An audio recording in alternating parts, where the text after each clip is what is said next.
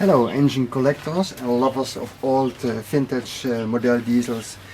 Like I promised, I will make a special clip video for how to anodize these nice old engines, because usually many times it looks like this.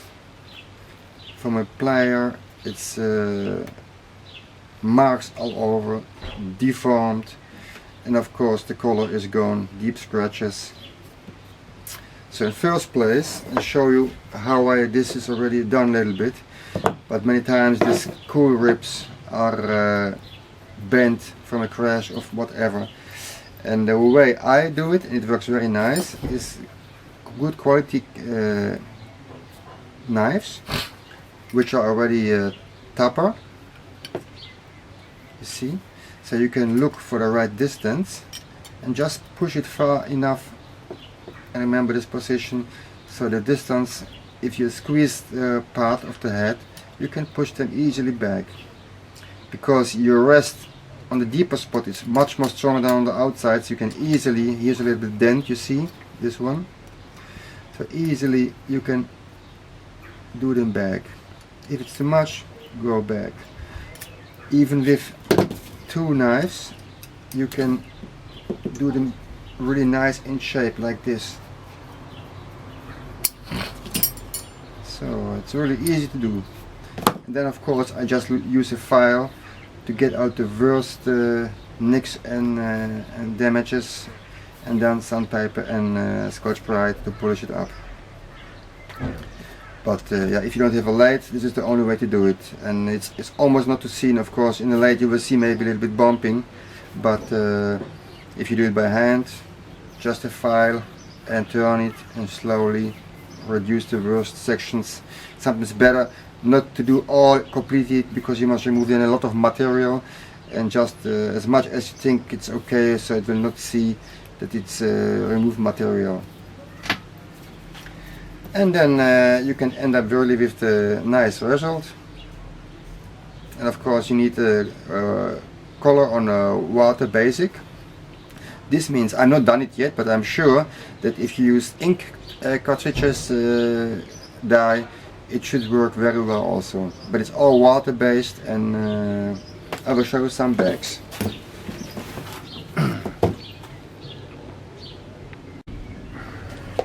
Okay. I buy my dye from Anodizing World in Toronto. They have a good price and they have really great products. And you buy small bags like this. They have many colors: gray, brown, gold, everything. Actually you can buy every color, but only white is not available. There are companies who can anodize white, but it's very complex and it's much more complicated process than this regular dyeing.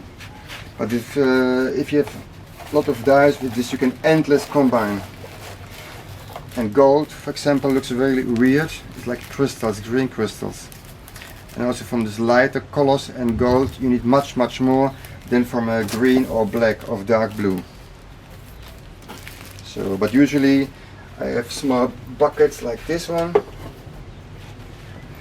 They come very cheap in the supermarket or whatever. So I buy 30 of them all the same. I make a label, and so you have all, they're always good. You never have to change it. And this is my setup for dyeing. Of course you need much more, and I will surely speak about everything. The anodizing bath itself is about sulfuric acid.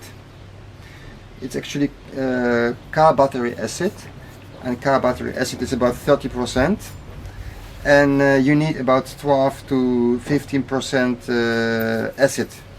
So yeah, I love to reuse stuff, so I just empty car battery, old car battery, let it settle down, the slip and the dirt for 1 or 2 days in a glass bottle, wine glass bottle, a transparent one, and after that it's really brilliant crystal clear acid, so you can use that. And this, of course, you must add 50% of distilled water, so then you go from 30% to around 15%, and this works very well. And I show you it right away.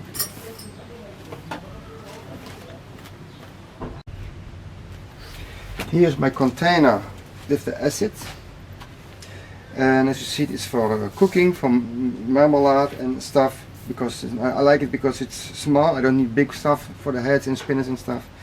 You can close it down, and inside you need to put a lead foil.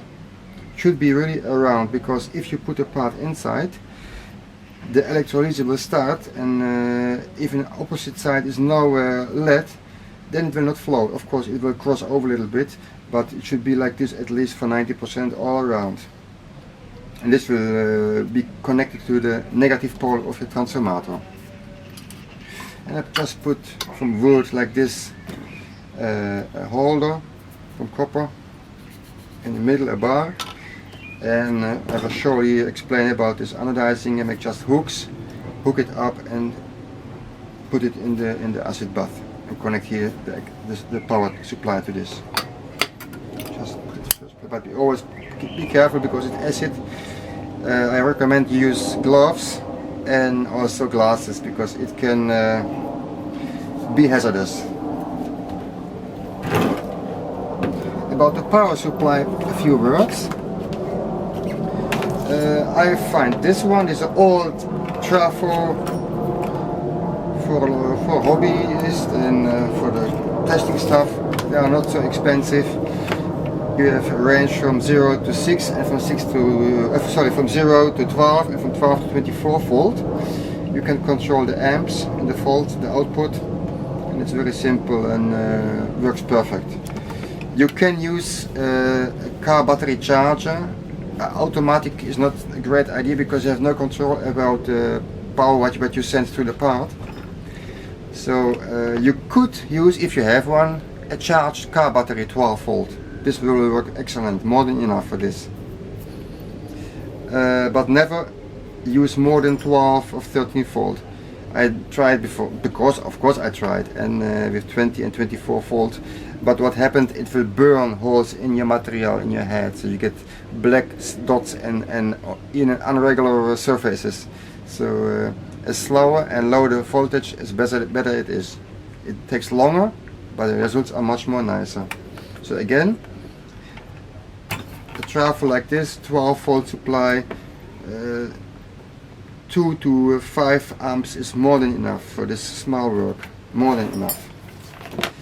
And then you put the negative side to the LED, and the plus will come to your part what you would like to anodize for the electrolysis. This is simpler, but I will show you the setup again slowly, and I will explain everything again. It's just a quick overview. What you actually do is you burn very tiny microscopic small pores and holes in the material, in the aluminium. There you must really need a microscope to see it. And in these pores, the water solute dye will get in and change the color of the material. Of course, it's under the microscope, you will see only small dots, but they are so small and so close together, so you get the effect of a complete colored part. And this is about, in a water bath for dyeing, is about 1 minute till 2 or 3 hours. It depends really very much, and I find it out the hard way, on the pH. If you buy this anodized stuff from Anodized World, the dye, they recommend for this color, for example, so and so much of this powder per liter or per gallon, and also the pH, about 5.5 to 6 or whatever. And you should really be close to that if possible, because once I have red and it was too acid, and the red dye won't go in the metal. No matter what I would do, I almost let for 1 night in the dye bath, and still it will not go in.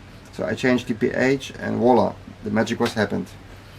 This one is also done. It was also very bad, damaged and nasty, and like this, similar, and it looks really pretty nice. It's a German Comet 2.5 diesel. Still master rebuilding. This is actually original. It's a little bit dirty, but this is the original color from the Rasant. This I think it's original. Many times it's so bleached out from the UV, from the sun, and from the heat cycles. So sometimes we get a better idea, or find the engine on the internet for a good color, several pictures, because sometimes it's difficult. It's original, or it's already re-anodized. But many times on the inside, you can see much more the better color. But many times I check more than once pictures on the internet for the right color. And then also to identify or make mixing up colors, you can use several colors. I use just diner plate, a white plate, and just a little bit of this color, because it's very intense color, and then mix it up and look how the tint is. How deep, how intense, the intensity of the color. And also when I mix up colors, I can first set it on a plate with white background, only a little bit, and you get a pretty good idea from how it will look like later. And also, of course, if it's a rye engine, and it shouldn't be done only once or twice, try maybe mix it on a plate, and after that on a dummy aluminium part, and then you will see how it looks when it's really done. And also one more thing, if you anodize, you actually remove material from the head. It's really microscopic, it's really tiny, tiny, tiny. But if you anodize a head 4, 5, 6 times, you will strip out the thread, for example. And of this thread, if your head is very tight, after 4, 5, 6 times anodizing, it will be much more looser.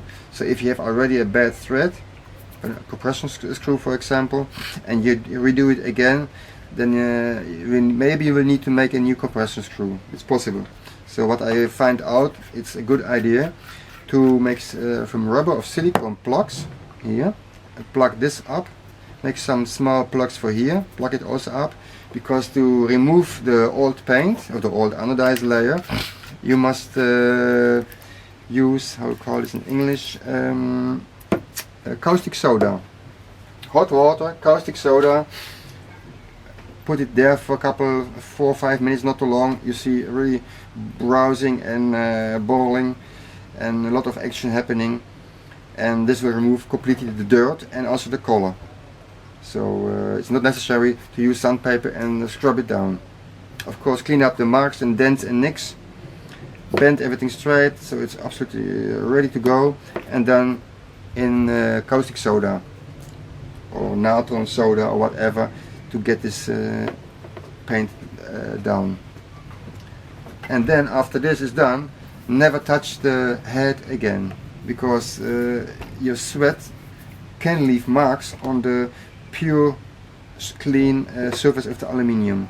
So it's necessary to wear gloves and flush it very, very well, and never re-scrub, because you will get not a even if it was before shiny and smooth and really shiny, you will get a matte finish. This is correct, this is right, this must be a matte finish. So don't have the idea and re-polish it, because it must be a little bit satin matte.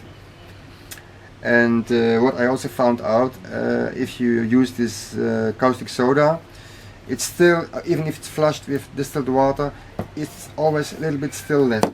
So I use regular kitchen cleaner, this white stuff with degreaser and everything, and a little bit brushing, and brush it everything away on the hot water, and then rinse it with distilled water. So you will get a really absolutely sterile and clean aluminium surface. This is very important. And now is the problem how to put it in the acid bath, because this will take about 45 to 1 hour to make all these pores. So the idea is, or you make a hook. I just make also on the lathe an aluminium bar, tap the thread on it, and use this for making the connection. This is the most, and you will prevent from anodizing it inside and remove again material. So this is a clever idea. And just, you need to make aluminium hooks, so not from brass or steel or whatever. It must be also aluminium wire. And then you put the aluminium wire on this and submerge it in this acid bath. Put the plus on it and let it go. But I will do later on all the steps. And you will also notice bubbles are coming up and developing and rising into the surface. This is a good sign. What also is good, well, I must bring it here quick. What you really need, you can, if you have only 2 or 3 parts, you can save your money on the travel. You can use a car battery for loaning from your friend if you don't have a car. So you can jump on this and save money, but it's recommended that you buy a cheap voltmeter. Usually many people have this already, because for 2 reasons. If you put this in series with the part, then you can check first how much amps you are getting to the system, and if you have a good connection. Because what my first problems was in the beginning, I put the part in the acid on the hook, connected, and everything was well. I see it sparking a little bit, so I know it's taking amps. And but after 1 or 2 minutes, I moved the part a little bit, just a little bit, tiny bit, and then the problem starts, because already after 1 or 2 minutes, you get an anodizing layer. This is a layer that looks silvery like the aluminium, but it will not conduct electricity. It's really already sealed under a very thin film of anodizing, and it is not conductive. So, with putting an amp meter between the system, you know exactly if you have a good connection, or some of the connection is lost, because this you will see right away. And of course, if you have stuff like this, you can control how much power you will get through the system to the part. A small head like this, I usually do 0.3, 0.4 amps. Then you are good. But like I say before, do it slower. On a lower level, amps and voltage give you better results. Much more nicer, elegant, smooth surface. More power, bigger pores, and the effect is less nice. Yeah. So again, a very cheap amp meter. Of course, just put it on amp and not on volt. You want to need the current, and not the tension. You need to know the current. So just put it on amps, like this on the common port, and DC amps, and you can control. You can take whatever, the in or out, and just close the circuit so you can know how much current is drawn to the part. And that's actually about the anodizing so far. And like I said before, after 1 hour, 45 minutes, the part must be rinsed, flushed well because it's acid. Don't need to brush it again because it's really pure and clean now. Just be sure that the acid is gone. and then you can put it right away in the dye bath. Don't let the part dry up, do it right away. And the dye bath itself should be not too cold. About 20 to 40 degrees Celsius is nice. So room temperature or a little bit higher, because the pores open up a little bit more, it's warmer, but not about 50 degrees Celsius, and then the pores will take the color very nicely. And it depends really on how much it's a darker color, it's a lighter color, and how much pH and the intensity of the mix, how long you must dip it, and of course how deep you like to have the color. But what you also can do, and it's very nice, you can combine colors. You can make, for example, the top black, this part red, and under orange or yellow, and everything is like wet in wet colors, so no really zones, just smooth transition of colors. And this is very simple, because after anodizing you open the color, the pot, the cover, what you have, take the covers down and start dimpling the part.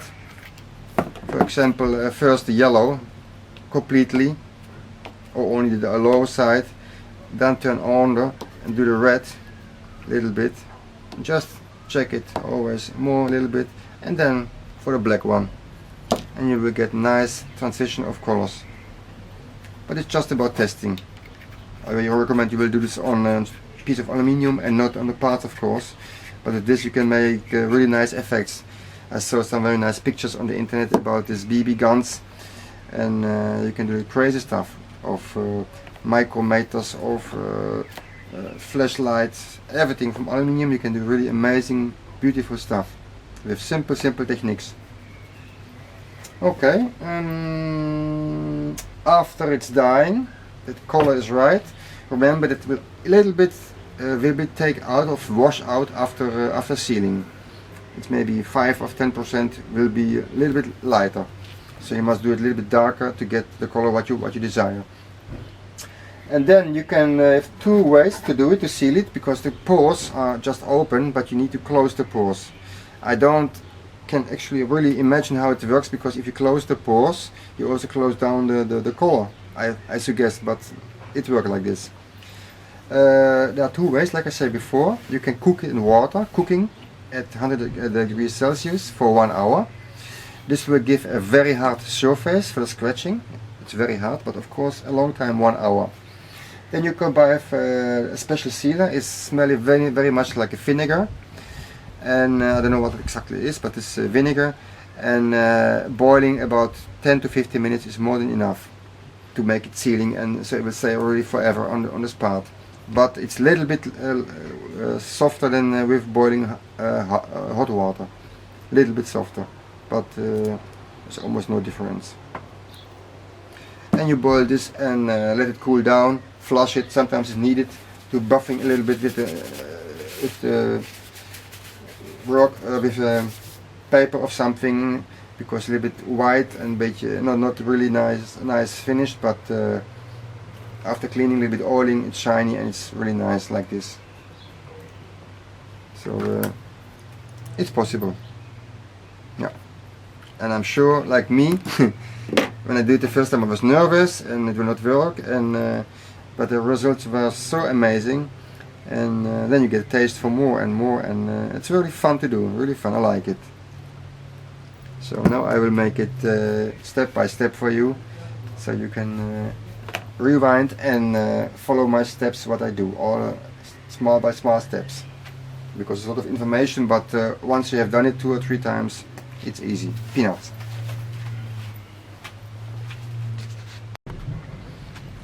Also, one little thing more. If you are take down the old color or degreasing with caustic soda, they recommend to use the simple small aquarium pump, like this one. They are very cheap, and you can regulate the bubbles. It's very important. I make simple stuff from a copper with small holes. Put this in my box, and it's bubbling. because if you remove the material, it's good to have circulation, so it's happening all around and don't stand still. But also for the dye process, if you're dyeing, it can be because it's not also loop. Sometimes it's on the ground, the bottom is more thicker than on the upper surface. But if you keep it circulation and bubbling, you have always a constant degree of mixing and even coloring also. Especially if it takes longer. If it's only 1 or 2 minutes, it's not a problem. But if it's longer, it's better to let it circulate with the air. Just a little bit bubbling, almost nothing, is just fine.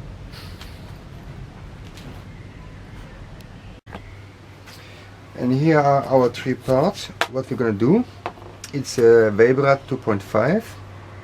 It should be look like this a little bit Bordeaux red, a little bit light Bordeaux red. Then a Super Tiger is a little bit dirty. A Super Tiger 1cc head, similar design, should be like this. A bit pink shiny red.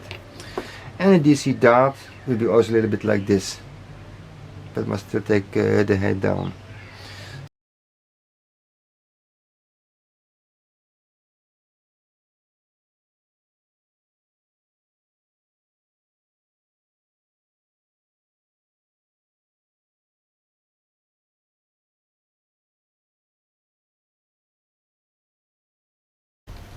So now it's caustic soda and hot water. Start a lot of fizzing and bubbling. This process you must really watch out, so otherwise it will be eat up completely. But this will strip down the dye in about 3 to 5 minutes and clean out really the metal very well.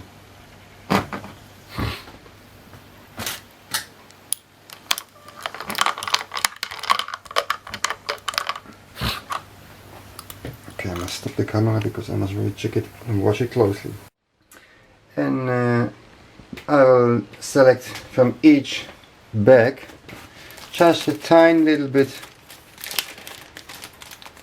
of the powder.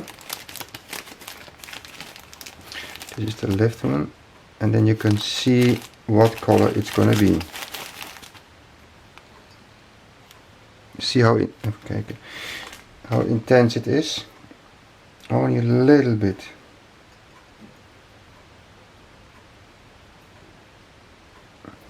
Okay. This is bright pink. Of course it can get much more darker. A little bit in the blue zone, violet. This is fiery red. This is more bright.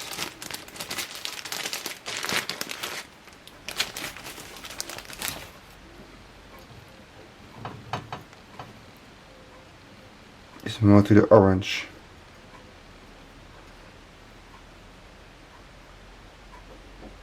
It's very intense.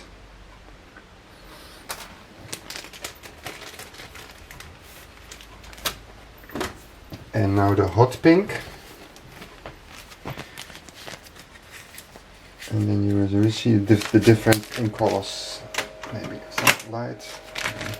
I'm not sure if it helps.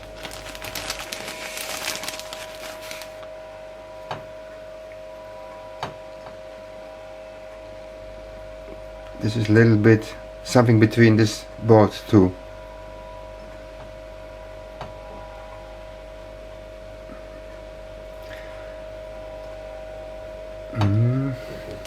Similar to fiery red. And as last, of course, the Bordeaux red. It's also very nice red, what I do the ETA engines.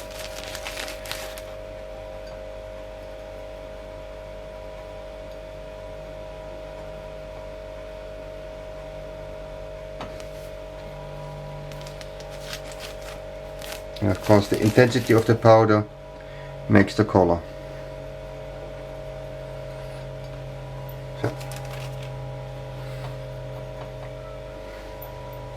So here have these 4 colors now. It's a little bit dark, but it's not so really dark, and now you see the camera change the color a little bit. But these are the colors what you can have, or mix from this. And I think the Super Tiger is this one, maybe with a little bit Bordeaux red, but very dark. So let's see what happens if I mix.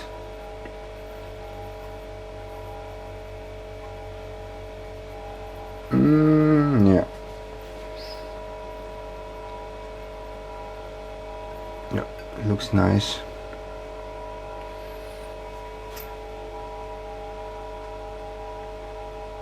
Yeah, okay, that's it. I think I will go for the pink or a little bit mixed with Bordeaux.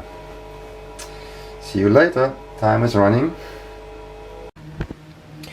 Now I add a little bit pH control powder. And my pH is now going slightly down. I don't know if it's the C. It's a little bit difficult to see. I'll try to zoom. No, it's not working very nicely. It's about 6.5. This is okay. Yeah. So I'll put it in the microwave so it will loop everything nicely, dissolve. So I prepare slowly everything. My part is already have a nice tight connection. It's not moving free. It's really a little bit squeezing to this part, and that is the metal wire. And I can open my thing here. Make also sure this is a very good clean connection, because the fumes start to oxidating a little bit. Put this part like this. Yeah, it's completely submerged. That's good. So for my trafo, the minus will be, I'll make it a little bit like this, it's much more easier. The minus will come to this one, and the plus is coming to this one, to your part what you're gonna anodize, the cathode. I can also put it of course here, it's much more safer. But in this circuit I must put my amp meter, so I can control how much current it will take. So just put the amp meter in DC, common, and on maximal 10 amps. I don't know if you can see this. So it doesn't matter if I take him here or here. I take him on the negative side, disconnect this one, and just put in this my amp meter. Plus will be the outgoing side, and the negative to negative. So that's it. And now it's not switched on, so it's still 0. And if I switch now my trafo on, you should see that it will rise. You see? 50, 60, half amp. That's nice, a half amp is nice. It will probably rise slowly and then go down again after this 1 hour. And right away you can see, I must take the camera down, it starts bubbling and sieving in the liquid. And if I increase the amps, it will develop more bubbling. See? I'm now at 1.3 amps, that's far too much. Just slowly, 0.3 is nice. That's nice, okay, 0.4, 0.3. Okay, check the time. 9:30, so about 9:15 it will be ready. Make sure you should wear gloves. Of course I don't do this because I do this many times. Safety glasses and gloves, and ventilation. Door is open, so because you will get some nasty fumes here. It's not really bad because it's a small part, but it will be fuming a little bit. And now just wait.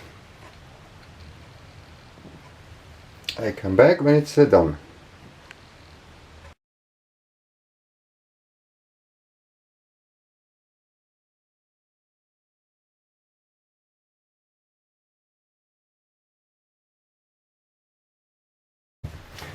So now we are 45 minutes or so later, and actually it's still under current, but it's stopped fizzing, as you see. And I will switch off, and as you see, it gets a little bit golden.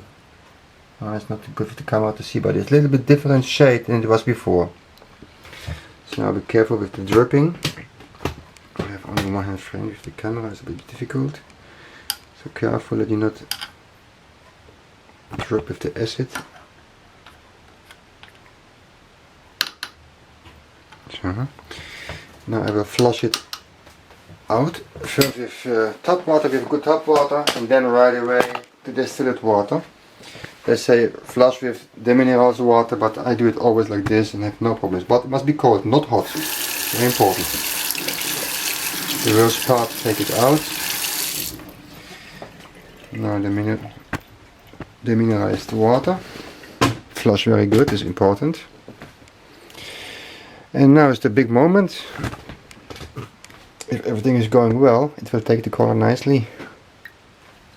Okay, there we go.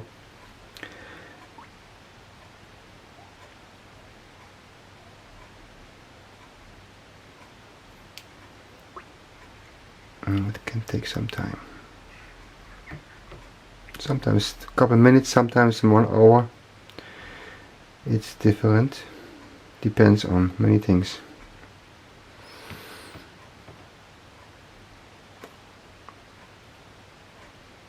But it takes no color, as I see. It can be the pH, I am not sure. But I will keep it inside for some time and then we will see what's happening.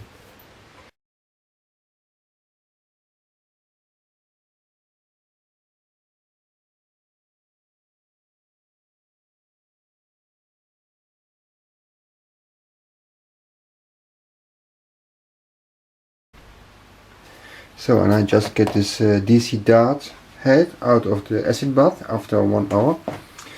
And I start dipping now. Yeah, it's taking the color very nicely, you see.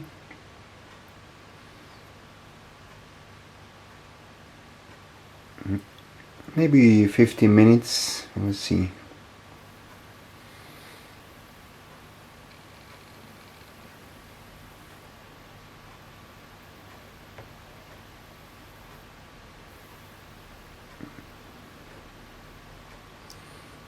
It's becoming nicely.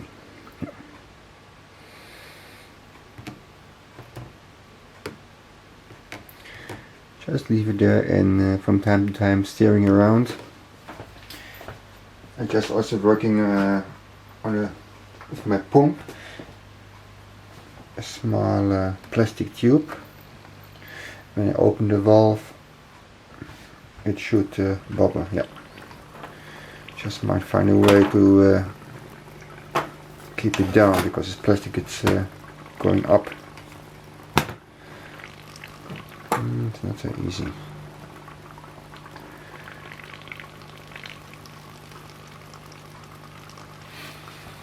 Okay, see you soon. So I'm satisfied with the color. It looks nice, dark, DC red, a candy red.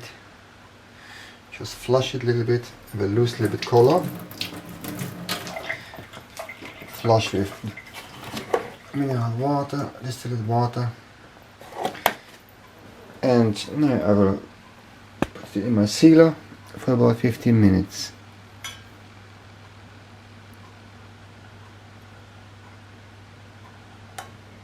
Okay, just almost boiling.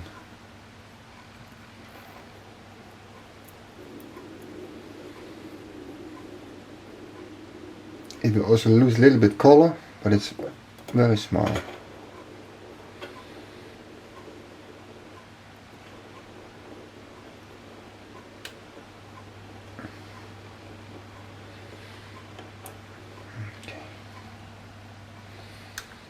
Okay, now first part is done.